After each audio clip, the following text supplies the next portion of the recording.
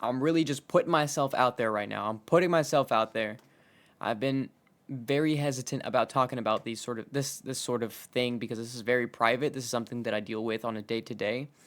But I feel like it's time. I feel like it's time for me to come on out and really talk about this because I'm not the only one out there that's dealing with this. If I can quit right before things go bad, then you can too. So how is it the cannabis can cause nausea and vomiting? Because that's what cannabis hyperemesis syndrome is. It's a syndrome among heavy cannabis users, typically heavy daily cannabis users. And if they smoke and smoke and smoke, or I guess consume edibles as well, they can have these intense vomiting syndromes where they actually end up in the emergency department several times a month at great expense and at great misery. As we'll talk about, they need intravenous fluids and very, very, very heavy duty medications to stop them vomiting. So how is it the cannabis can cause vomiting? There are two components to this. One is some drugs have paradoxical reaction and some drugs have biphasic effect. A paradoxical reaction of a drug is when it is expected to act one way and it actually acts in the opposite manner. A good example of this is Benadryl or diphenhydramine, which is the antihistamine that makes us less itchy but also makes us very sleepy. This is the active ingredient in Tylenol PM, a sleeping medication, because Benadryl or diphenhydramine makes you sleepy. But in a small subset of patients, it makes them really, really wired and wide awake. It has a paradoxical or opposite reaction. Another example of this might be barbiturates. Most people, barbiturates, phenobarbital, make people very, very sleepy and groggy. They're very heavy-duty sedatives, but in a small minority, people can get really, really excitable and wide awake. So sometimes drugs can have a paradoxical reaction. Secondly, there's a biphasic reaction for some drugs, meaning that they have a different effect at low doses than they do at high doses. The perfect example of this actually is cannabis. In low doses, cannabis helps most people with their anxiety, helps calm them down, it helps mellow them out, and helps them with their stress and their anxiety. If you take too high a dose of cannabis, it can drastically increase your anxiety. Any of us who have accidentally taken too high a dose of a gummy or an edible can attest that cannabis at a high level can actually greatly worsen anxiety. It's a biphasic reaction, a different effect at a low dose than at a high dose. Now, cannabis for nausea and vomiting falls into these two categories. Number one, the vomiting, it helps most people with vomiting and with nausea. And so it can have a paradoxical effect on some people and cause this awful syndrome called cannabis hyperemesis syndrome. And second of all, it can be biphasic. At low doses, people don't get cannabis hyperemesis syndrome. You don't get it from like a puff of cannabis, a sociable puff of cannabis at a party. You don't get it, a medical patient taking a very small dose of their tincture twice a day doesn't get cannabis hyperemesis. It tends to be these heavy, heavy daily users. Most common is men between age 16 and 34. Unfortunately, some people use cannabis to excess, and they puff on their vaporizer all day. The more you use it, the less benefit you get and the less it works. But and some of these people are addicted, but that's sort of another topic. If you use cannabis every day and you use it very, very heavily, you can develop this paradoxical reaction where you vomiting and barfing extremely heavily. And I've had patients that have to spend like 2 or 3 nights a month in the emergency department. The average cost is like $50,000, but the cost to the patient is just awful. They're in the emergency department. They're dehydrated. Their kidneys are failing. Rarely they can have seizures and muscle breakdown. You're vomiting so hard you could have esophageal injuries or something called pneumomediastinum, where you barf so hard you actually rip a hole in the inside of your lung. It's a really, really serious thing. To treat it, we give people intravenous fluids to help rehydrate them, to help protect the kidneys. We replete the electrolytes, which can be dangerously depleted, like your phosphorus, your calcium, your magnesium.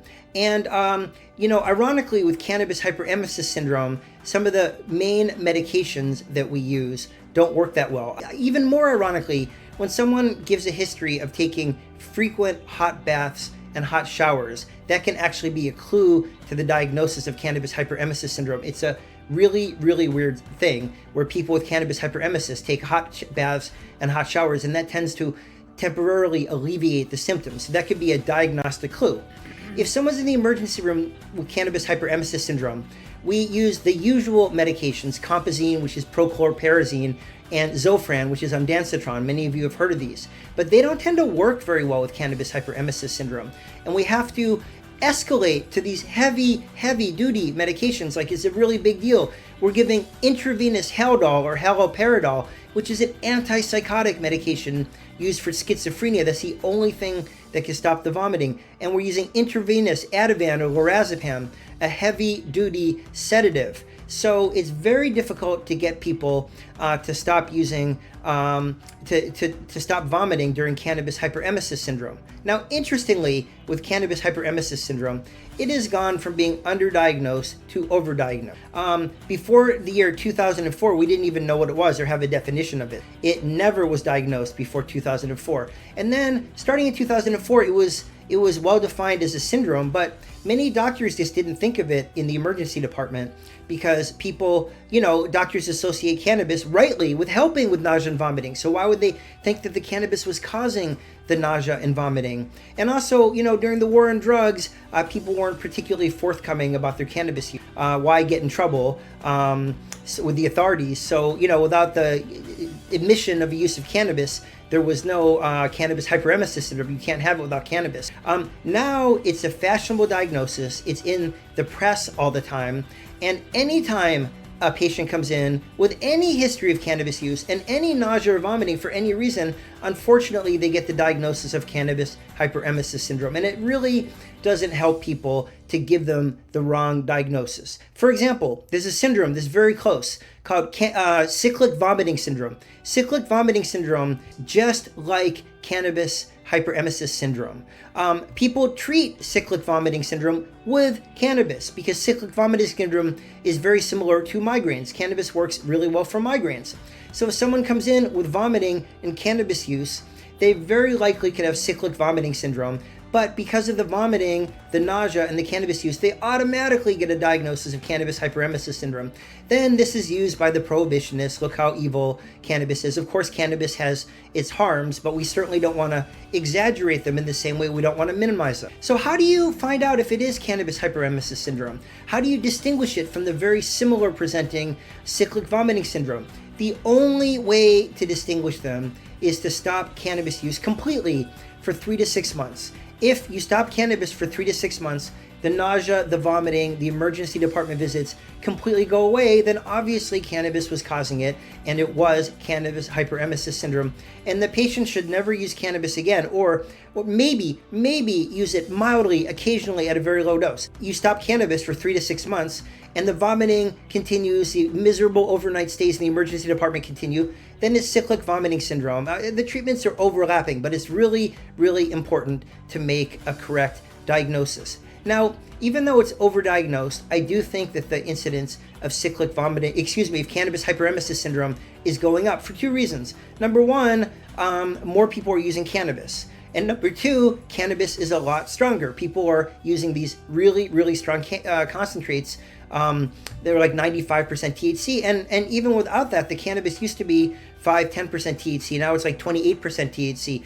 People are using very, very high amounts of cannabis, high doses, and that's exactly what can trigger cyclic cannabis hyperemesis syndrome. So it's overdiagnosed and the rates are going up, just to make it, like everything else cannabis related, confusing.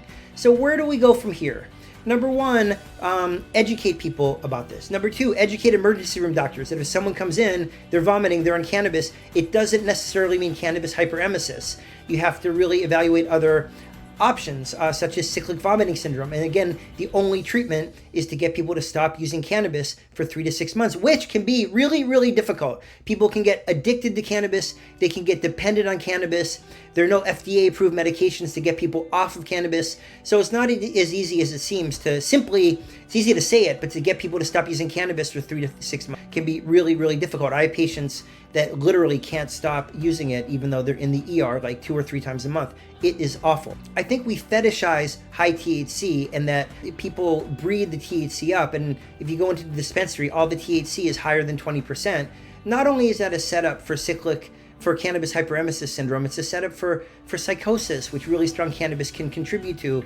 And it's a setup for addiction. You know, with any drug that causes euphoria and relaxation, a certain percentage of people can get addicted to it. So I think if we bred down the THC and bred up some of the other more healthful cannabinoids such as CBC, we'd have less cannabis hyperemesis syndrome and also less addiction and psychosis. So we could do a lot better with lowering the THC, educating people about these conditions. Now, really important to continue to get cannabis out of the shadows and to make it so doctors and patients can have open, clear, and honest discussion about cannabis use. That way, if people need help, they can get help, and doctors will know what's going on, and they won't be as much confusion and discord. And then finally, we really want people to buy cannabis through the legal system. In the states, in the 38 states where medical marijuana is legal, unfortunately, it's not 50 states yet. We're working on it. If you buy cannabis legally, it's labeled, it's tested, you know there's no heavy metals, no lead, no pesticides, no fungus. All these things certainly wouldn't help if you're suffering from cannabis hyperemesis syndrome. So anyways, paradoxical reaction, cannabis in heavy users can cause nausea, vomiting in emergency departments. It's really dangerous. We want to have clear and accurate information about this so it's not underdiagnosed, it's not overdiagnosed, and so that it can be prevented and treated accurately. This is Peter Grinspoon. Thank you so much for joining my YouTube channel. All right, thank you, Peter. Thank you, Peter, for that video. I appreciate it. So, why am I talking about this? So, my dad is a chronic user of cannabis, and for that, he's now been diagnosed with CHS, which is like a throwing up sickness, right? That comes from smoking too much cannabis. Now, he has been cutting back on the cannabis, which is fantastic. I've been helping him out with that. But the vapes, right? It's still accessible. You could still go to the tobacco store. You could still go to a dispensary, right? Depending on where you are, where you stay. You can still buy these things and still use it. Now, it seems to me, as of right now, even the small doses are triggering these episodes for him. I just came back today. Actually, I only had 2 to 3 hours of sleep because I had to wake up at 4 or 3 in the morning to help him out because he was having another episode. He's still currently in the hospital right now, in the ER as we speak. It's been about... It's almost been 10, 11 hours. So he's been in there for quite a while now.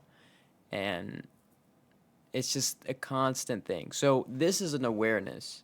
This is an awareness for you watching that if you have friends, if you're considering smoking, trying cannabis, right?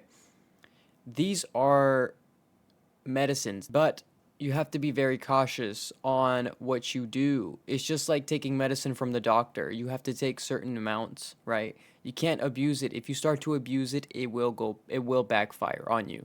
So with that being said, all right, me being somebody that uses cannabis here and there, right? Like a vape here and there, I'm cutting it off completely. This is my testimony. I have seen enough, I have learned enough, and I've already planned on quitting completely for quite a while now. But now that I know the information about this, right, that this is something that's affecting people over the world, then I feel like it's up to me to spread that awareness and to be the example.